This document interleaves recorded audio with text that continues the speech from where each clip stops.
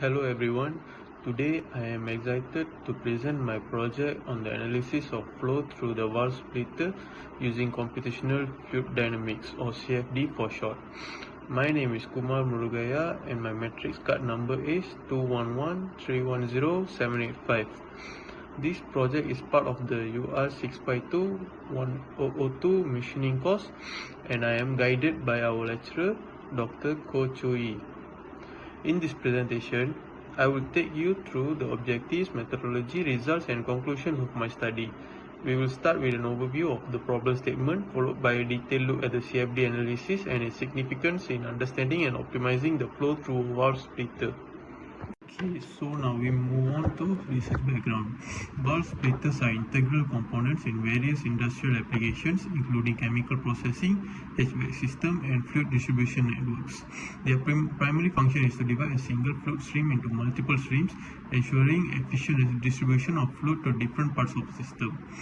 The performance of valve splitters is critical in maintaining the desired flow rates and pressure levels throughout the system. By simulating various design configurations and operating conditions, researchers can optimize the geometry of valve splitters to achieve better performance.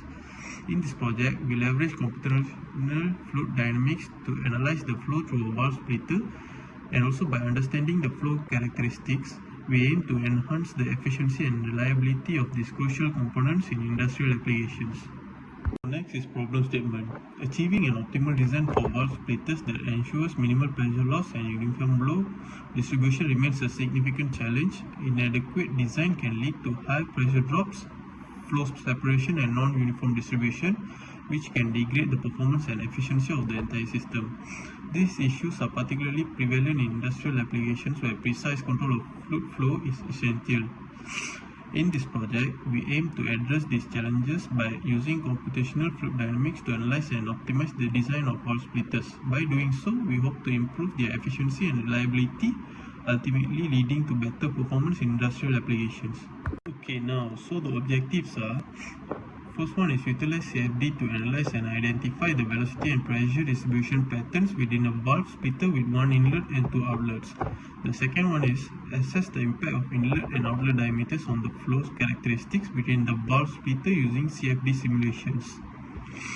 So, as you can see on this slide, the focus of our study is on valve splitters, which are crucial components in various industrial fluid distribution systems. The main objective of our research is to leverage computational fluid dynamics or CFD to analyze the velocity and pressure distributions within a valve splitter. So the key points are: first one is understanding fluid flow behaviors, and the second one is enhancing design efficiency. So the final one is this will not only enhance operational efficiency but also contribute to the overall reliability of industrial fluid distribution systems. Literature review is valve splitters and computational fluid dynamics. For the valve splitters, it is essential components in fluid distribution system. They also serve the crucial function of dividing a single fluid stream into multiple streams. The design and optimization of valve splitters has been extensively studied to enhance system performance and also efficiency. So for the CFD has become an essential tool in the analysis and optimization of fluid flow in complex geometries such as valve splitters. This method also provides detailed insights into flow patterns, pressure distributions, and turbulence characteristics that are often challenging to obtain through experimental methods alone. So next one is methodology. So our methodology consists of several key steps as illustrated in the flowchart. Let's go through each step briefly.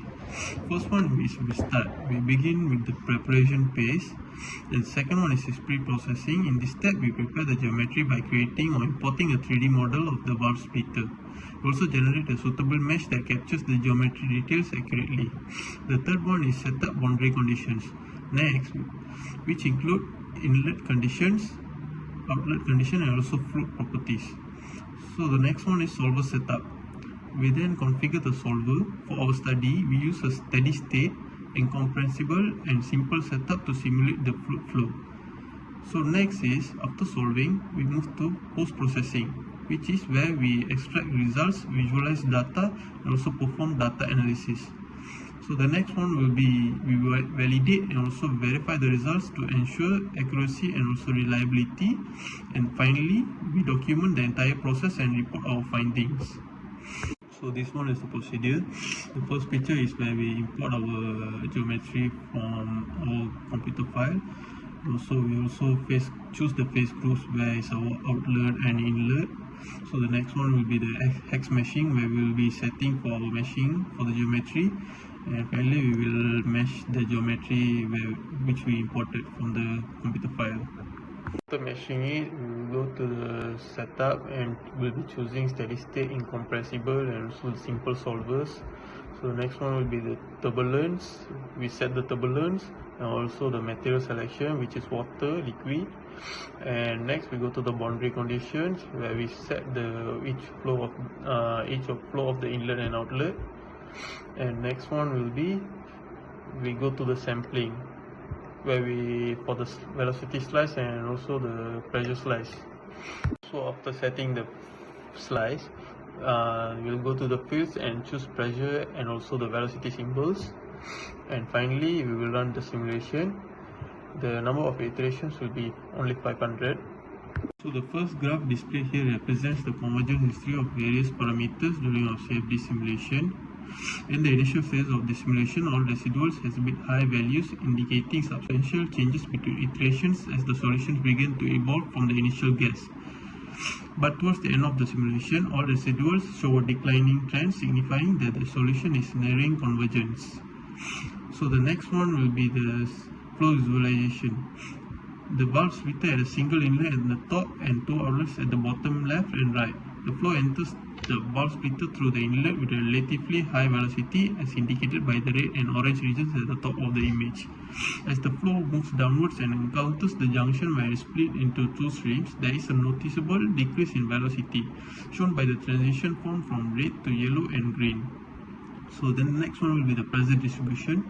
The analysis reveals that a higher pressure region is observed near the inlet of the splitter, gradually decreasing towards the outlet. This suggests that the fluid experiences a pressure drop as it follows through the splitter. So the graph displayed here illustrates the velocity distribution within the valve splitter. The x-axis represents the distance from the inlet, while the y-axis represents the velocity of the fluid. At the top of the valve splitter, at distance equals 0 mm, the fluid enters with a high velocity of 15 meters per second. This high velocity is indicated by the point at the upper left of the graph. As the fluid moves through the splitter and encounters the junction where it is split into two streams, there is a noticeable decrease in velocity. This trend is represented by the downward slope of the graph, with the velocity values decreasing as the distance from the inlet increases.